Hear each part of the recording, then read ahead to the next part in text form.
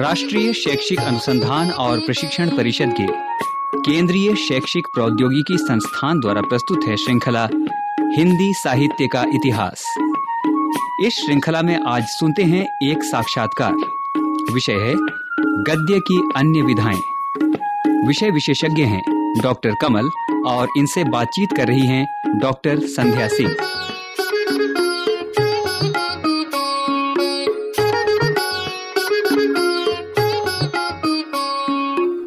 विद्यार्थी मित्रों, आपका स्वागत है।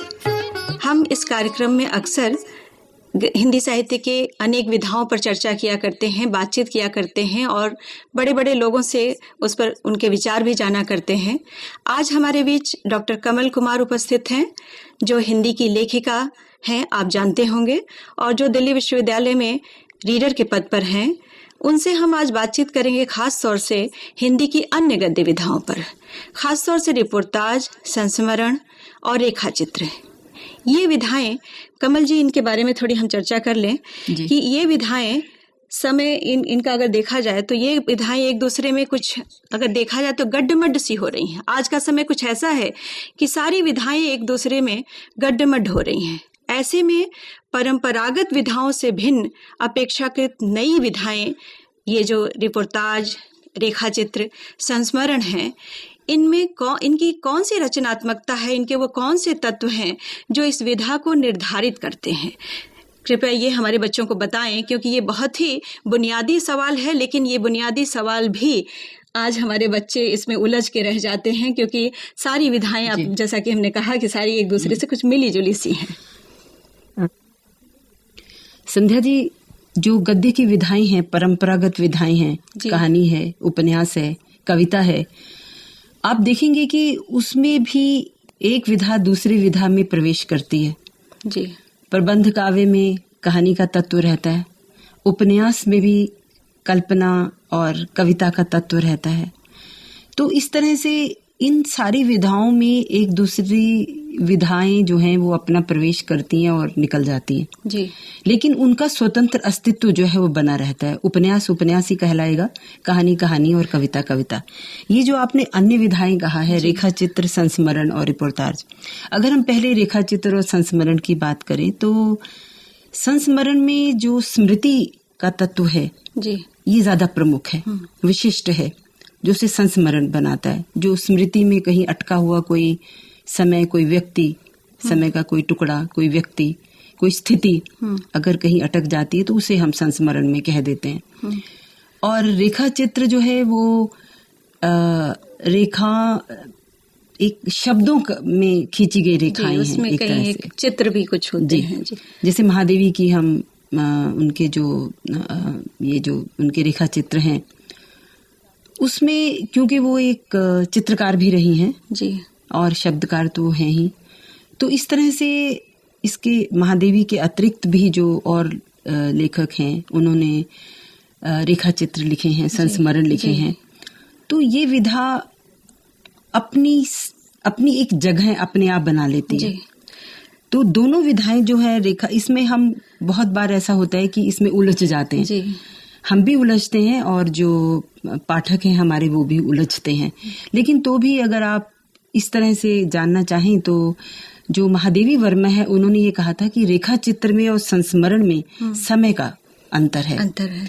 और इस समय की बात जो आपने उठाई, तो एक और सवाल मेरे मन में आता है कि स्मृति जो है, खास तौर से अभी आपने कहा कि संस्मरण में स्मृति का महत्व होता है, लेकिन जब वो स्मृति वर्तमान में आती है तो वो जो या वो घटना जो वर्तमान में आती है तो फिर वो कैसे रचना का रूप लेती है, कैसे वो रचनात्मकता में परिवर्तित होती है, बदलती है, थोड़ा सा वो हमारे बच्चों को बताएं। देखिए, ऐसे है कि जो महादेवी वर्मा है वो कहती है कि संस्मरण में और रेखा चित्र में सिर्फ समय का अंतर है जी, और डॉक्टर नगेंद्र ने कहा है कि दोनों में कोई विरोध नहीं है। तो ये जो लेखक हैं वो अपनी तरह से उसको जो है परिभाषित करते हैं।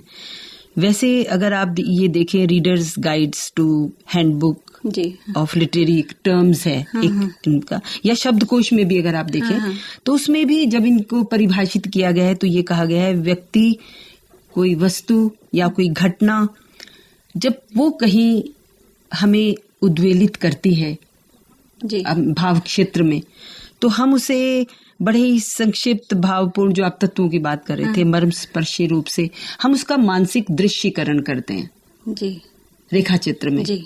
और संस्मरण में भी वही रहता है। सिर्फ यह है कि संस्मरण में कोई बीती हुई घटना हो सकती है, रेखा चित्र बीती हुई घटना का, व्यक्ति का जो हमारे संपर्क में रहा हो जी, उसमें वर्तमान और अतीत दोनों हो सकते हैं। संस्मरण में विशेष रूप से जो बीती हुई घटना है या कोई व्यक्ति जो हमारे अतीत में रहा हो, उसके बारे में जब हम कहते हैं तो वो संस्मरण। अभी रेखा चित्र की बात जब हम कर रहे हैं तो हमारे मन में एक और विचार आ रहा है, ये कि जब महादेवी वर्मा को हम पढ़ते हैं या राम वृक्ष बेनीपुरी को पढ़ते हैं, माटी की मूर्तें उनकी पढ़ते हैं, या स्मृति की रेखाएं पढ़ते हैं, अतीत के चलचित्र पढ़ते हैं, तो कई बार ऐसा लगता है जैसे कि चित्रकला और शब्द चित्र, इन दोनों में कोई खास फर्क नहीं, मिले जुले सी हैं, कुछ कहीं उसमें मिला हुआ है। तो क्या आपको लगता है कि साहित्यिक विधाओं से कहीं कलाओं का अंतर संबंध है, कहीं मिले जुले? बहुत गहरा अंतर संबंध है। आप देखेंगे कि बहुत सारे ऐसे चित्रकार हैं जो लेखक हैं, रामकुमार वर्मा अभी आपने महादेवी वर्मा का भी जिक्र किया था कि चित्रकार रामकुमार वर्मा हैं जी, और ऐसे बहुत से हमारे में लेखक चित्रकार हैं।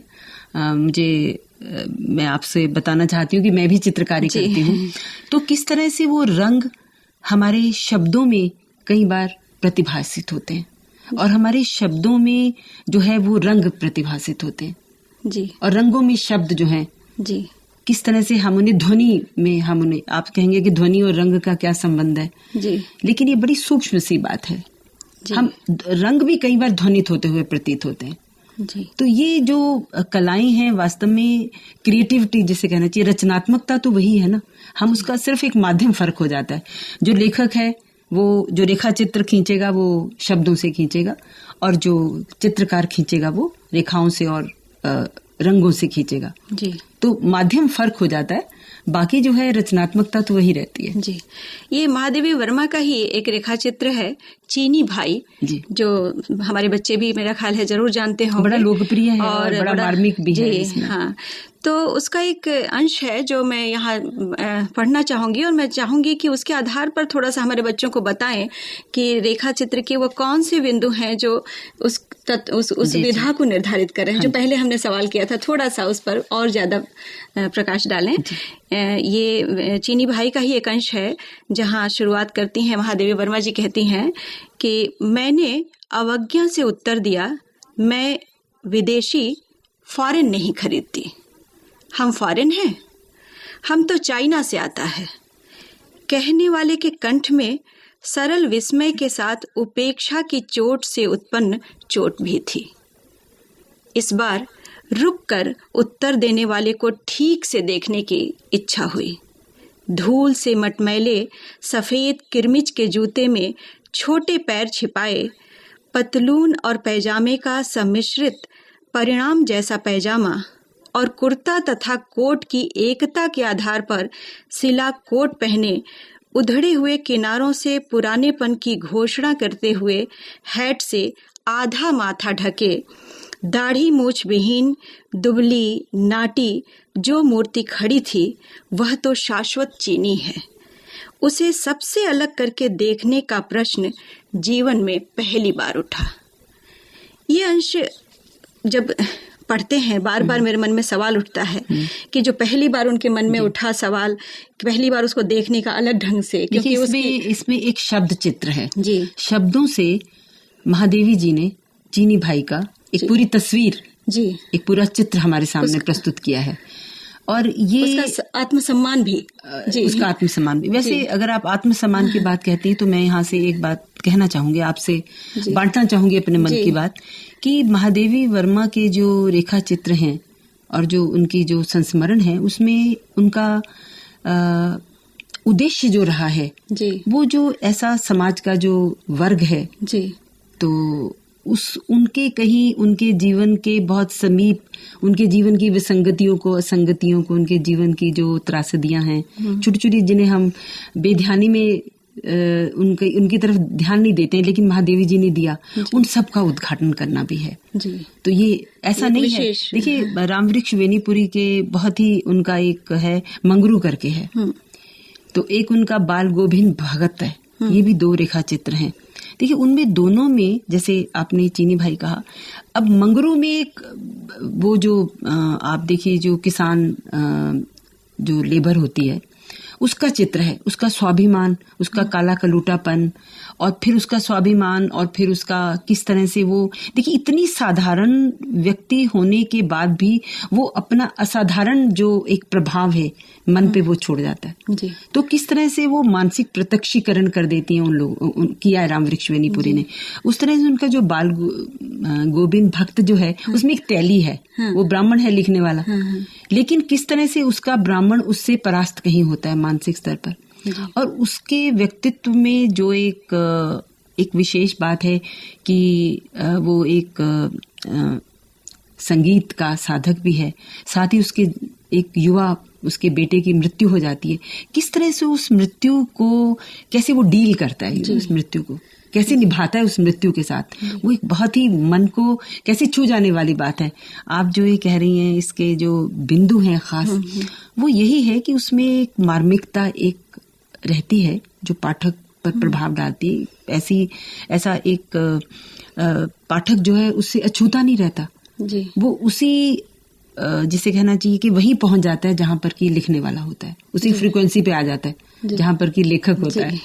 तो ये रेखा चित्र में और संस्मरण में जो है, संस्मरण में थोड़ा अतीत का रहता है और रेखा चित्र कहीं का भी हो सकता है जी। और कई बार ये भी होता है कि दोनों में होते हुए भी एक पक्ष जो ज्यादा उभर कर आता है वही उसको तय करता है कि ये कौन सी विधा है जी।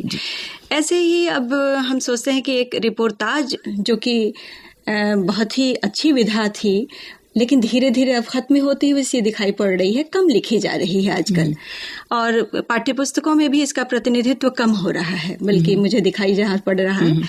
लेकिन ये एक बहुत ही महत्वपूर्ण विधा है, बहुत ही अच्छी विधा है, जिस पर बच्चों को हमारे जानना चाहिए, हमारे बच्चे जाने, खास तौर से ये जानना चाहें कि रिपोर्ट और रिपोर्टाज, क्योंकि रिपोर्ट तो अखबारों के माध्यम से वो जानते हैं, तो रिपोर्ट और रिपोर्टाज इन दोनों में क्या फर्क है।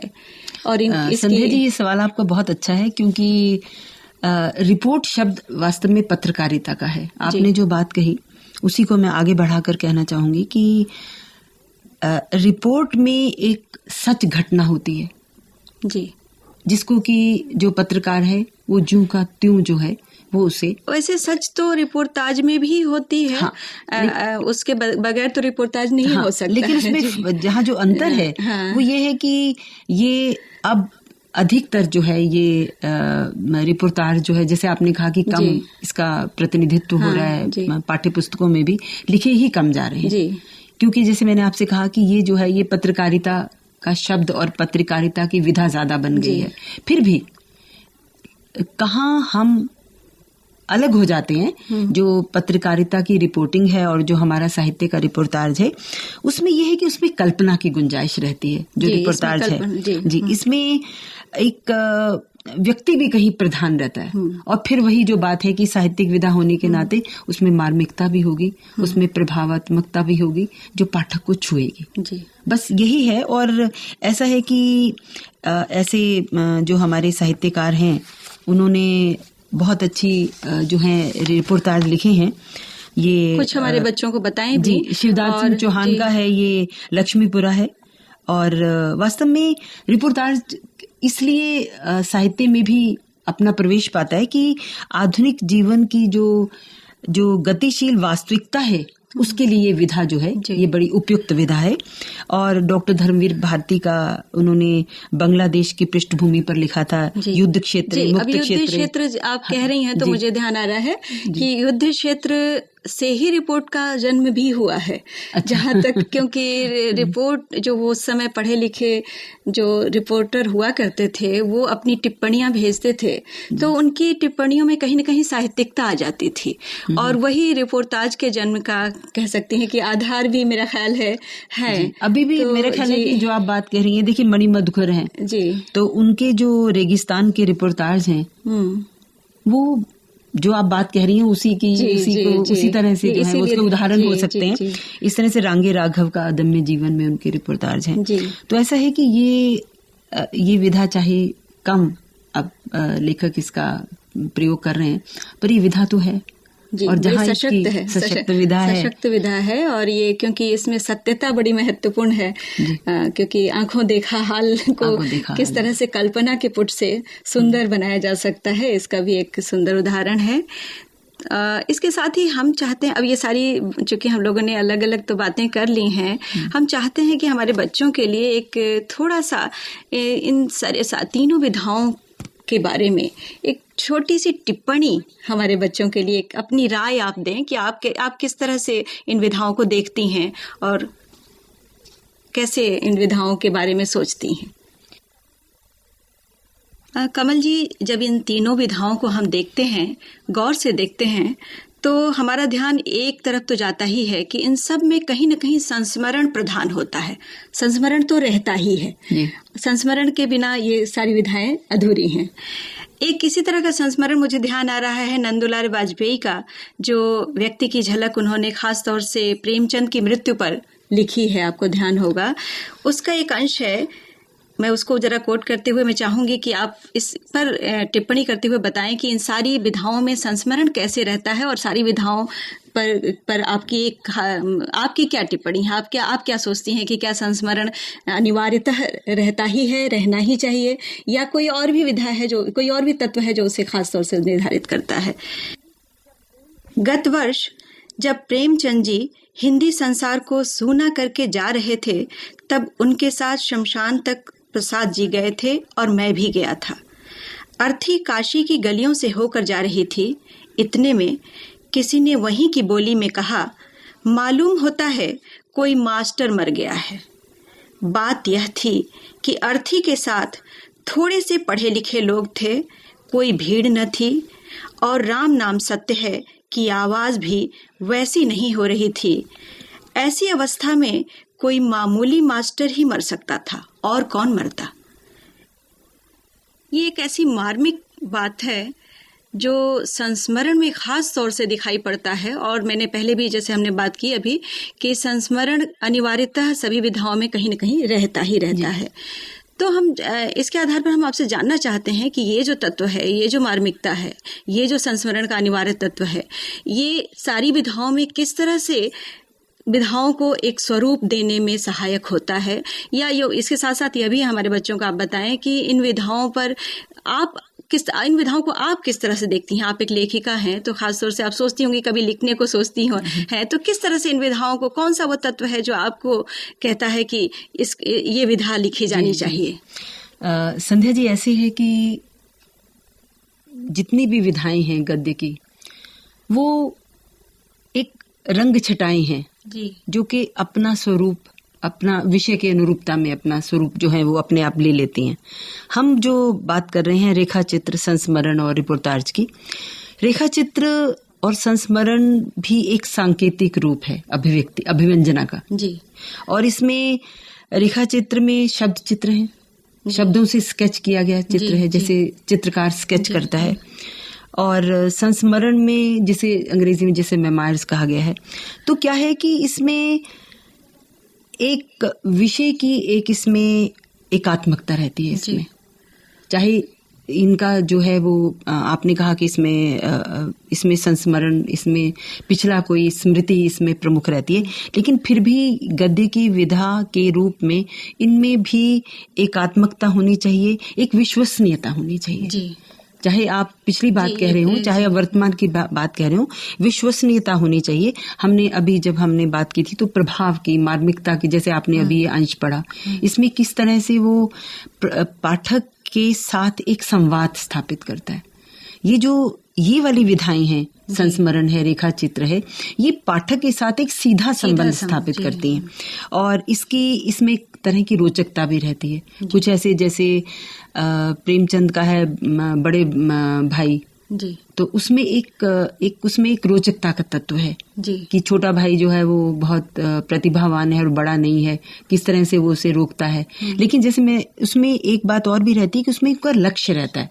बड़ा भाई अंत में एक बात कहते हैं कि अगर मैं तुम्हें इस तरह से नहीं रोकता तो तुम अपने लक्ष्य कैसे पाते। तो ये विधाएं भी साहित्य की दूसरी विधाओं की तरह हैं। इसमें भी वही जो उनके जो जिसे आप तत्व कहना चाहें तो कह लीजिए, या जिन बिंदुओं पर ये विधाएं बुनी जाती हैं वो वास्तव में वही बिंदु हैं। सिर्फ इनको रेखाचित्र दूसरी विधाओं से अपना अस्तित्व अलग से बनाने के लिए जो शब्दों में जो रेखाएं या शब्द चित्र जो ज्यादा महत्वपूर्ण हो जाते हैं। कहानी में अगर आएंगे तो थोड़े से में आएंगे किसी पात्र का वर्णन करते हुए। संस्मरण में जब आएंगे तो उसमें जैसे आपने कहा था कि संस्मरण में जो है वो स्मृति प्रमुख है। एक ही आप संस्मरण में देखेंगे कि यहाँ रेखा चित्र है और यहाँ संस्मरण है, क्योंकि संस्मरण में जिस व्यक्ति का वो रेखा चित्र खींच रहा है वहां वो स्मृति में तो है लेकिन रेखा चित्र हो जाता है जी। तो जैसे पहले हमने चीनी भाई का उदाहरण दिया तो उसमें 2 पैराग्राफ थे, जिसमें पहला पैराग्राफ अगर पहले अंश को देखा जाए तो वो काफी कुछ सिर्फ संस्मरण दिखाई पड़ेगा, लेकिन दूसरा उसे रेखा चित्र बनाता है जी। तो असल में वास्तव में जो हम अगर इसकी निष्पत्ति रूप से कहें तो हम यही कह सकते हैं कि इन विधाओं को, कोई भी विधाओं को जो साहित्य की विधाएं हैं, हम उन्हें बिल्कुल अलग अलग ऐसे बांट कर नहीं कर सकते, उसमें खानों में नहीं बांट सकते। तो भी खानों में ना बांटने की बात जब हम कहते हैं तो ये जरूर कहते हैं कि इनका अपना स्वतंत्र अस्तित्व है। उसके अतिरिक्त हम इनको खानों में नहीं बांट सकते। ये एक विधा दूसरी विधा में प्रवेश करती है फिर निकल आती है जी। फिर एक विधा दूसरी विधा में प्रवेश करती है और निकल आती है। और यही बात जो है इन तीनों विधाओं के बारे में है। और ये विधाएं संस्मरण और रेखा चित्र तो अभी भी लिखे जा रहे हैं, पर क्योंकि अब निबंध उस तरह से नहीं लिखे जा रहे, जैसे व्यंग और जो है वो हास्य का एक थोड़ा सा उन दोनों को भी अलग अलग करना मुश्किल हो जाता है। कहीं व्यंग है तो कहीं हास्य है, इस तरह से कहीं संस्मरण है तो कहीं रेखा चित्र है। और रिपोर्टाज के बारे में थोड़ी सी स्पष्टता इसलिए है कि वहां पर एक सत्य घटना जैसी रहती है और जिसका कि थोड़ा सा तटस्थ होके भी हम उसकी शायद यही कारण है कि कम लिखा जा रहा है क्योंकि जैसे हमने पहले बात की वो पत्रकारिता में चला जाता है। तो इस तरह से ही हम, मुझे लगता है कि इन सारी विधाओं को, आपने अन्य विधाएं कहा है, शायद वो अब अन्य की कोटि में आप डाल देना चाहती हैं, इसलिए कि क्योंकि इनका ज्यादा ऐसा नहीं है। ये जरूर अपने आप को अलग से दिखाती हैं, तभी हमारा ध्यान उनकी ओर जाता है। और आपने इतनी महत्वपूर्ण बातें हमें बताई, हमारे बच्चों को बताई, इसके लिए हम आपके आभारी हैं। और हम यही इस कार्यक्रम को विराम देते हैं, फिर आगे किसी और विषय पर आपसे बातचीत करेंगे। धन्यवाद, शुक्रिया।